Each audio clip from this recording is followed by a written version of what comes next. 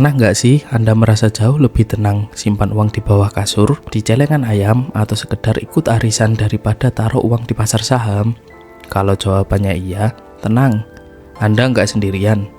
Banyak dari kita yang masih merasa asing dengan cara mengelola uang yang benar, seolah-olah dunia keuangan itu gelap dan menakutkan.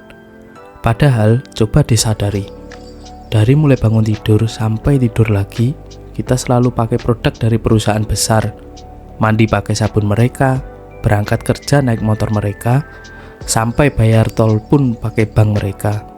Kita bikin mereka makin kaya setiap hari, tapi anehnya, kita justru takut buat punya sedikit saja saham di perusahaan itu. Banyak yang bilang saham itu judi, cuma buat orang kaya yang pakai jas di gedung tinggi, atau malah jalan tol menuju bangkrut.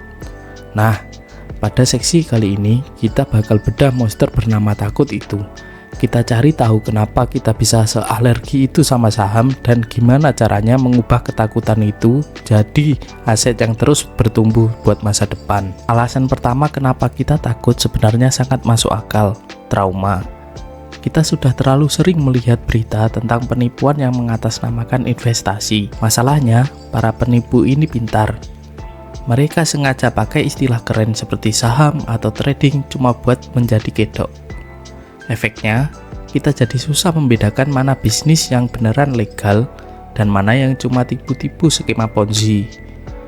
Begitu ada tetangga atau saudara cerita kehilangan uang di sebuah aplikasi investasi, otak kita langsung kasih peringatan merah. Investasi itu bahaya.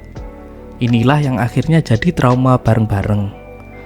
Belum lagi masalah berita buruk yang selalu lebih cepat menyebar. Kita jauh lebih sering dengar cerita orang yang main saham lalu jatuh miskin karena mereka sebenarnya cuma tebak-tebakan, bukan investasi. Jarang banget ada yang pamer cerita, saya rutin beli saham perusahaan sabun selama 10 tahun. Sekarang hasilnya bisa buat DP rumah. Kenapa jarang dengar? Karena proses yang lambat dan membosankan itu nggak menarik buat dijadiin bahan gosip atau konten viral. Kita ini terbiasa cari yang instan, tapi begitu cara instan itu meledak dan bikin rugi, yang kita salahkan justru instrumennya, bukan cara kita menggunakannya. Sekarang kita masuk ke akar masalahnya, yaitu edukasi. Kenapa sih kita merasa jauh tertinggal dibandingkan orang-orang di luar negeri soal investasi? Jawabannya sederhana, sekolah kita memang tidak pernah mengajarkan cara uang bekerja. Kita diajarkan cara menghitung rumus yang rumit atau menghafal sejarah masa lalu. Tapi kita nggak pernah diajarkan apa itu inflasi. Kita nggak diberitahu kalau uang 100.000 yang kita simpan 10 tahun lalu, nilainya sudah jauh merosot hari ini. Kita jadi takut saham karena kita nggak paham bahasanya. Istilah-istilah teknis di bursa terdengar seperti bahasa asing yang bikin pusing duluan. Padahal, sekarang itu semuanya sudah dipermudah. Kalau dulu mau beli saham harus punya modal jutaan rupiah, sekarang beda cerita. Cukup dengan harga 2 gelas kopi kekinian, Anda sudah bisa punya andil di perusahaan tambang atau bank terbesar di Indonesia. Sayangnya, kabar baik ini seringkali nggak sampai ke kita. Kita masih saja terjebak mitos lama kalau pasar modal itu cuma klub elit buat orang-orang kaya di kota besar. Padahal pintunya terbuka lebar buat siapa saja yang mau melangkah masuk. Mari kita hancurkan ketakutan itu pakai logika sederhana. Saham itu sebenarnya apa sih? Intinya cuma satu, bukti kepemilikan. Bayangkan teman Anda Budi mau buka warung bakso, modalnya 10 juta, tapi dia cuma punya 5 juta. Budi datang kepada Anda dan bilang, patungan yuk, kamu setor 5 juta, nanti warung ini milik kita berdua. Kalau untung kita bagi 2. Anda setuju? Lalu Anda pegang surat yang menyatakan Anda pemilik 50% warung itu. Nah, itu yang disebut saham. Kalau warung Budi makin ramai dan sukses, nilai jatah 50% milik Anda tadi bisa naik jadi 10 juta kalau ada orang lain yang mau beli. Selisih keuntungan itu yang disebut capital gain. Terus, kalau setiap bulan Budi kasih jatah keuntungan dari hasil jualan baksonya ke Anda, itu yang disebut dividen. Lalu judinya di mana? Judi itu terjadi kalau Anda nggak kenal siapa Budi, nggak tahu baksonya enak atau enggak, tapi nekat taruh uang cuma karena dengar gosip kalau besok warungnya bakal viral. Itu namanya spekulasi alias tebak-tebakan. Bedanya, di pasar saham semuanya transparan. Anda bisa cek siapa bosnya, berapa utangnya, sampai berapa keuntungan bersihnya. Semuanya terbuka buat publik. Jadi, saham itu bukan soal menebak angka keberuntungan, tapi soal menitipkan modal Anda pada bisnis nyata yang produktif. Lalu, gimana caranya mulai tanpa harus gemetar ketakutan? Saya punya 3 tips praktis buat Anda. Pertama, gunakan uang dingin.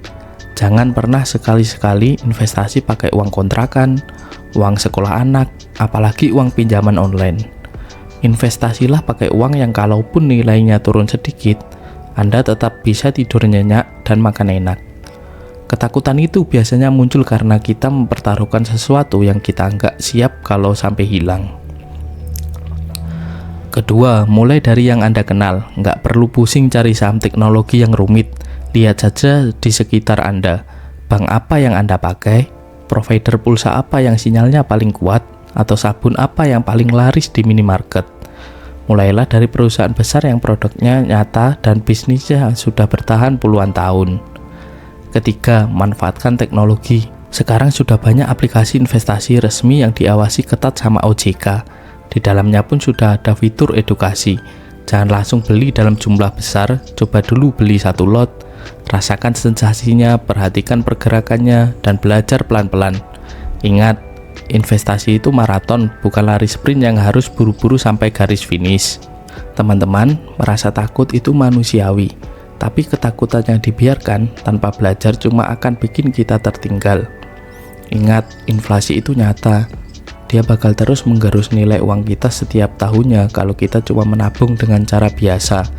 Sadar nggak sadar, daya beli kita sebenarnya sedang menurun. Pegang prinsip ini, saham bukan cara cepat untuk kaya semalam, tapi saham adalah cara lambat agar kita nggak miskin di masa depan. Jangan biarkan rasa takut menghalangi Anda untuk ikut menikmati hasil pertumbuhan ekonomi di negara kita sendiri.